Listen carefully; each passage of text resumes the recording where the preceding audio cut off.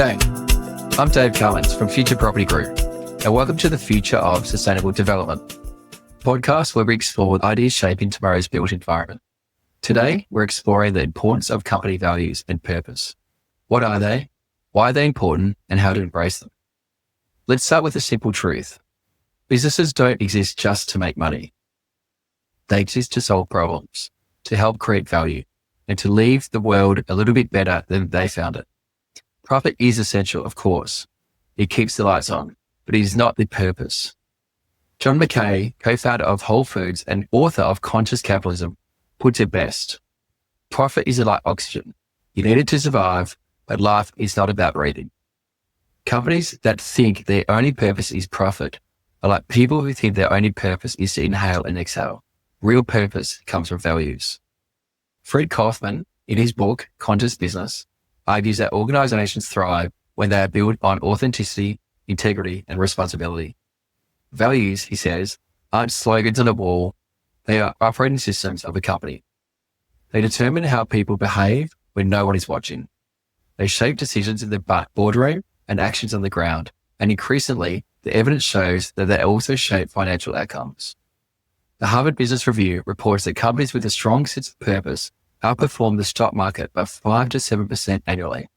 Deloitte's 2020 Global Millennial Study found that 63% of millennials consider their primary purpose of business to be improving society, not just generating profit.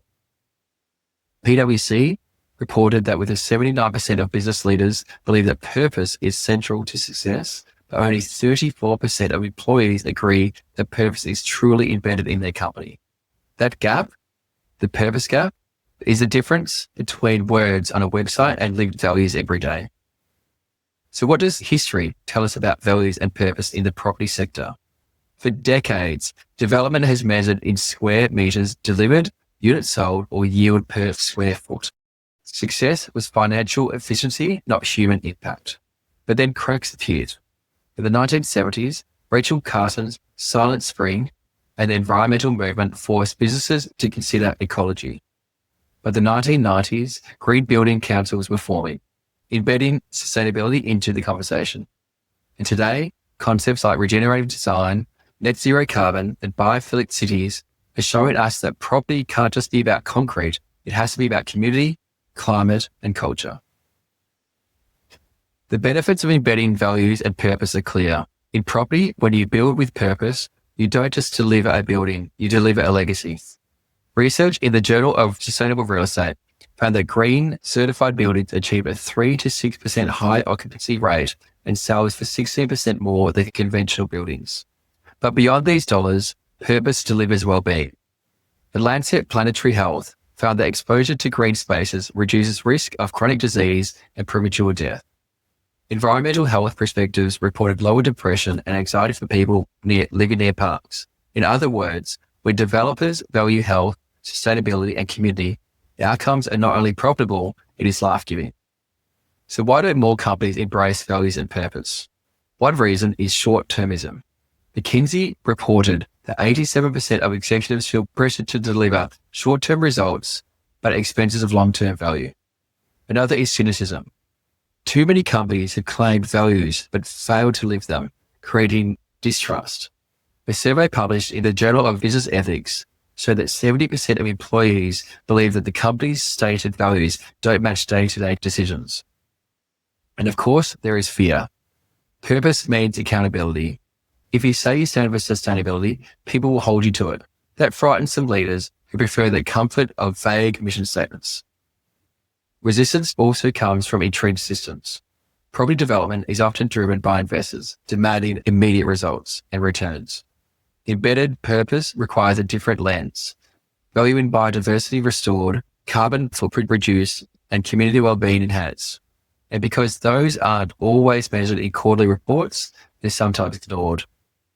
And here's the empowering truth. The companies that embrace purpose are already outperforming those that don't. BlackRock, the world's largest asset manager, has made sustainability its standard for investment. The World Economic Forum has shown that companies with strong environmental, social, and governance performance grow faster and are more resilient.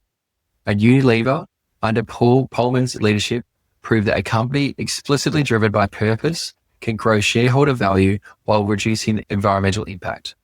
In property, examples abound. In Australia, Mirvac has embedded sustainability into its strategy, targeting net positive energy and water by 2030. Globally, Lend-Lease has committed to absolute zero carbon by 2040, not relying on offsets, but through operational change. The Build Centre in Seattle was built around the Living Building Challenge, generating more energy than it consumes and harvesting rainwater to meet all its needs. These are companies and projects where values are not just an afterthought, they are the blueprint. So how do we embrace more purpose-driven property development? First, we must make sure values are measurable. If you say your company values sustainability, then prove it through embodied carbon reductions, biodiversity that gains, or health outcomes for residents. Second, embedded purpose into governance. Link executive bonuses not just to profitability, but to sustainability metrics, as many European firms already do. Third, tell the story authentically. As Fred Kaufman reminds us, authenticity builds trust. If you're transparent about your journey, the wins and the setbacks, stakeholders will believe you. What needs to change? Our definition of success. We need to move from celebrating the tallest tower to celebrating the healthiest communities, from applauding the fastest build to applauding the lowest carbon footprint, from valuing square footage to valuing human flourishing. That's not just semantics, it's the redefinition of an industry. What would occur if we built more developments rooted in values and purpose? We would see buildings that regenerate ecosystems rather than deplete them, communities with lower crime and high resilience, employees who find meaning to work rather than burnout, customers who choose loyalty not out of habit, but out of belief. Research in Gallup's study of the global workplace shows that employees who believe that company's purpose are 4 times more engaged and 72% less likely to leave. Imagine what that does for a sector often plagued by high turnover, low morale, and burnout. The take-home message is this: values and purpose are not slogans, they are strategies. They are not extras, they are essentials. And they are not about doing good, they are about doing well by doing good. When we build on purpose, profit flows, but more importantly, people thrive and the planet heals. Fred Kaufman calls this conscious business, where authenticity, integrity, and responsibility are the foundation. John Mackay calls it conscious capitalism, where businesses serve all stakeholders, not just shareholders. I call it common sense, because when you align what you build with what people and the planet actually need, you don't just create property, you create progress. Thank you for tuning in to the future of property development. Join us next time as we uncover fresh research, new innovations, and the best practices for building smarter, greener, and more resilient buildings. Until then, let's continue to build places that heal the land and empower communities for tomorrow.